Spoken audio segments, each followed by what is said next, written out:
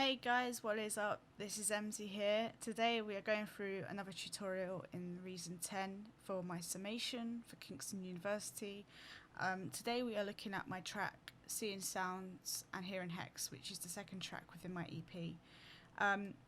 As I said in the first video, I won't be going through everything, but I'll be looking at things that I've learnt to use and just talking about different things that have helped progress with my tracks and composition, etc. So first of all, something I'd like to speak about is the redrum. So the redrum is a sequencer within Reason 10 or other versions of Reason. Basically allows you to create a drum kit. This is really cool actually because as you can see here, it has like a little lane where you can program where you want your drums to be, etc. on that. So first of all, I basically, so where my drums came from was sample packs that I found online. So all I can do is like drag in the individual samples to each lane, and then basically hear what they sound like, change any levels or panning, set my parameters correctly, and then yeah, go from there really. So I have my kick here, sort of clap snare sort of thing. Nothing on that one, nothing on that one. Sort of like a percussion type of drum. Nothing there, nothing there. Hats, and then some other sort of percussion sort of snare, I guess I can call it. So what you can do is basically just program, so I've got my kick drum here, so if I just run this, it shows you how that works. So you just place them here,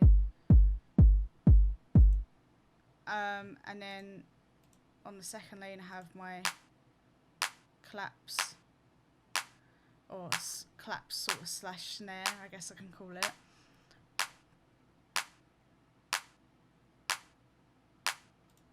And then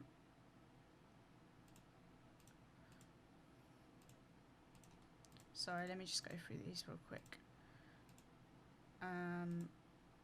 So on here I have sort of percussion.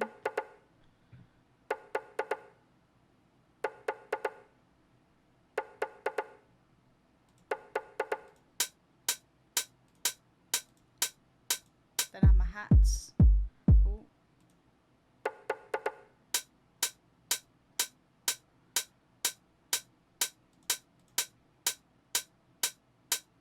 On 3, 7, 11 and 15 on that one. And then yeah, that's pretty much how you can use the redrum. All you have to do is basically input your drum samples and basically program them to how you like. As this is a house track, the kick's always going to be on 1, 5, 9 and 13, the start of every bar there. So and then obviously with your hats or snare it's going to be on 5 and 13. So it's a 4 to the floor drum kit because that's what you see in house music. Also as well, once you've done with your patterns, once you've selected which lane you're using, you basically right click and then just copy pattern to track, and then you can see it within your sequencer, which as you can see here are all my drums.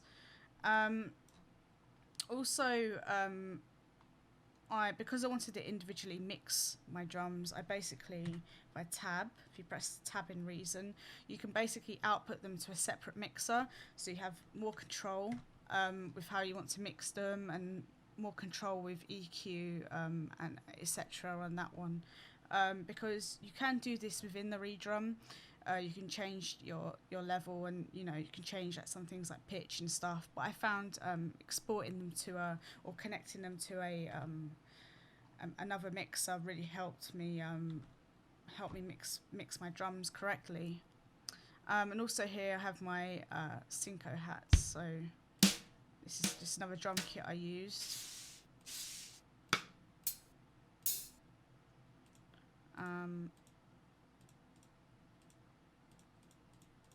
So let me just find where it's gone. So have this. Oh, enable this. So these are like syncopated hats basically that I've got sort of lower in my mix, which you hear with my composition.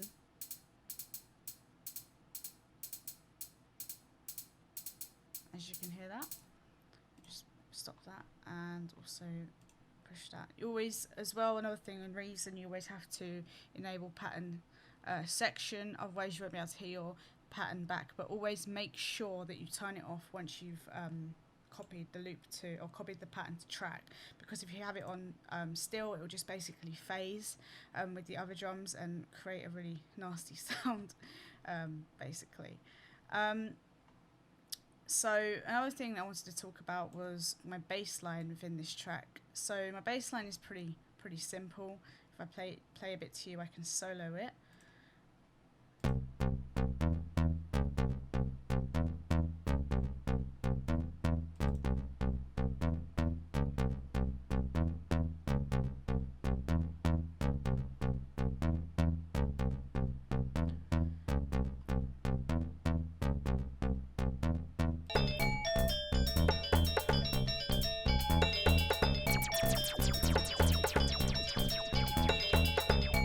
So the bass line pretty much is that throughout the track, but here I've added slight automation with my delay amount to add variation within my track, because I felt the bass was kind of boring, just playing those notes over and over again. But adding stuff like automation or delay or just any other parts of automation to your track can really excel the boundaries and make it more fun as well. You know, I think as well with some music, if there's not a lot of automation going on, or there's not enough automated delay or something like that, then it just sounds boring. But adding delay to my bass was quite fun. There's not a lot of it, but you can hear the subtle delay automation. How you can create this actually is basically go in here, go into your effects, and then delay amount, and then that's pretty much as easy as that. How I inputted in my automation was using a rotary knob on the MIDI keyboard I have, and that's how I basically drew that in. So if I show you what the automated bass sounds like, let me just solo this.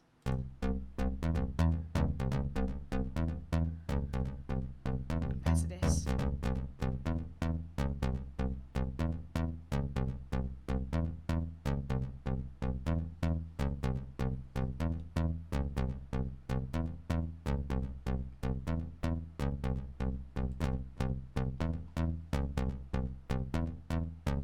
So my automation will come in now pretty much.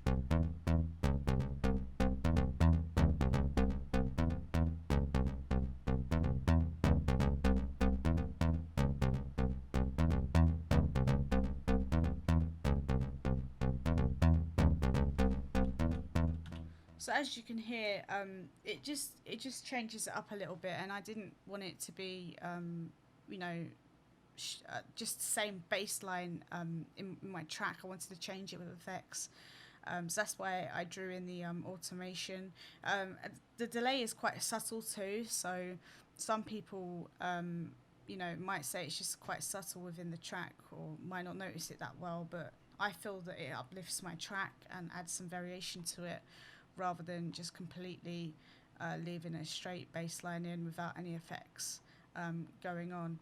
I also have a layer bass too, but I didn't add any automation within this. I basically just left it how it was. It's quite low, it's like a sub bass. Just to give the this bass here some extra punch and some extra low end.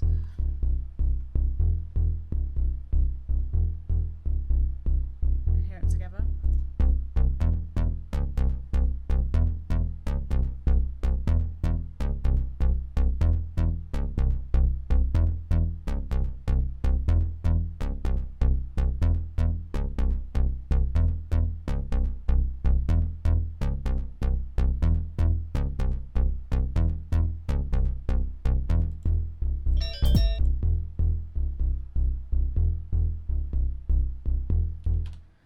And that's pretty much what I did. I just layered it with another bass, which was lower in the register, and yeah, it allowed me to give some sort of extra punch to my original bass, because I just felt it wasn't punchy enough for a house track.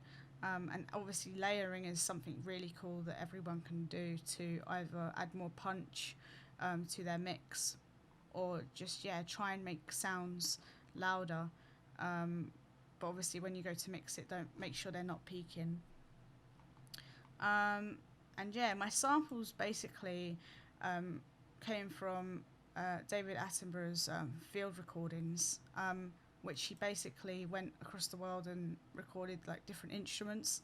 And I felt like taking those samples from like that track, it just allowed me to embrace a different feeling with those original recordings. So if I just show you some of the track now, you can see what I mean by that.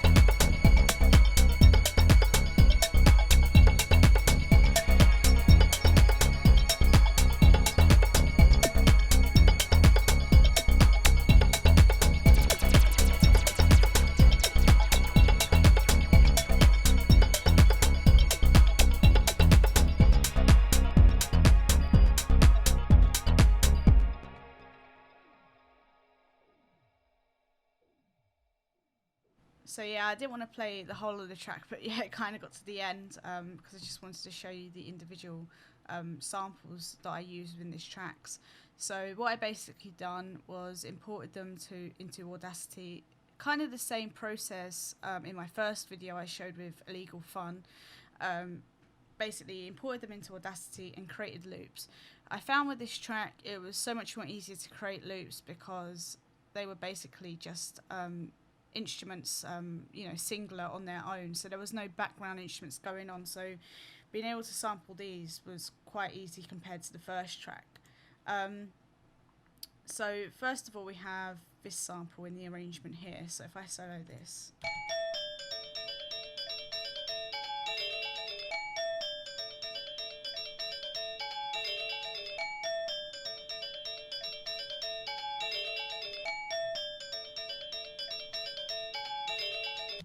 So this sample hasn't got any effects on it. It's literally a straight loop that I took from the song, or took from the field recordings. But then when we get to the verse, you can basically hear all the effects that I've added to my tracks, including the alligator again. The alligator has been frequently used on my EP because it's just a great device, which I explained within the first video. So if I solo these.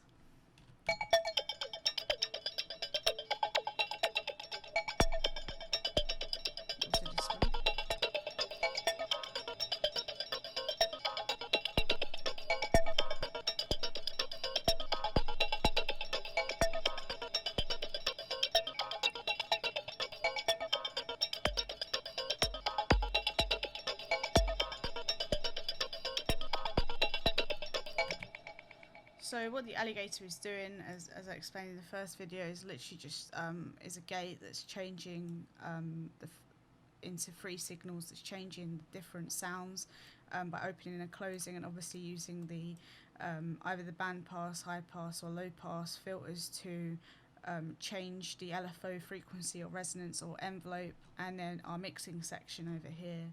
I'm not going to go too much into that though because that was explained in the first video. But I wanted something similar to my first track with the whole gating process. But when I listened to these back on their own, without anything in the background, such as the pads which I've used here, I just found it wasn't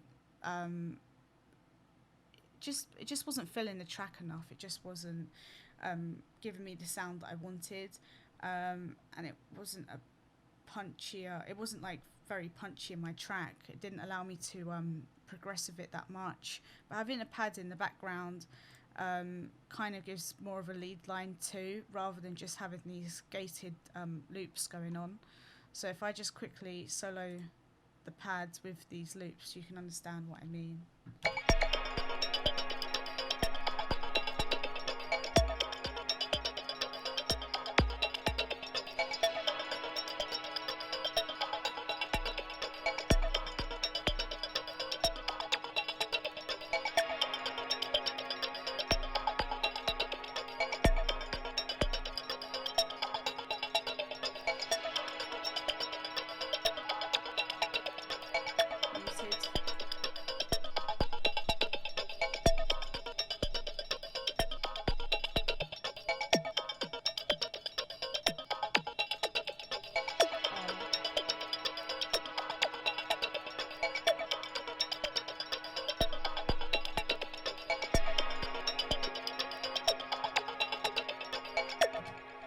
Samples to me sounded really cool within the track, but as I said, they just didn't sound good on their own. They just were flat, and because I've got a lot of processing going on with LFO and different frequencies within that mix, it just wasn't shining through enough. So that's why I added in this pad here to allow me to get a better lead line for that track. So the pads, I used a grain sample device within Reason.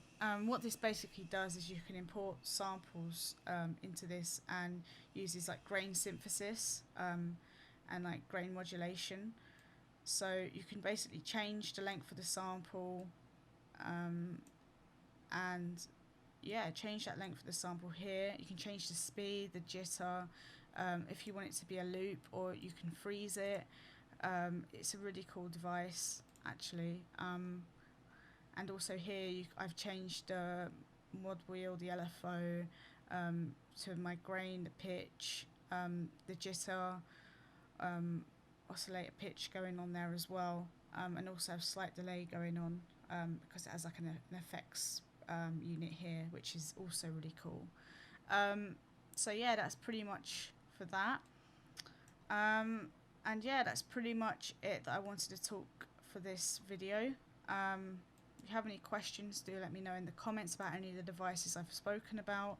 But yeah, thank you very much, and do listen to my EP when it's out. Obviously, it won't be out on Spotify or any distribution service due to copyright issues with the samples I've used, but that'll be spoken about more in my summation, so do check that out.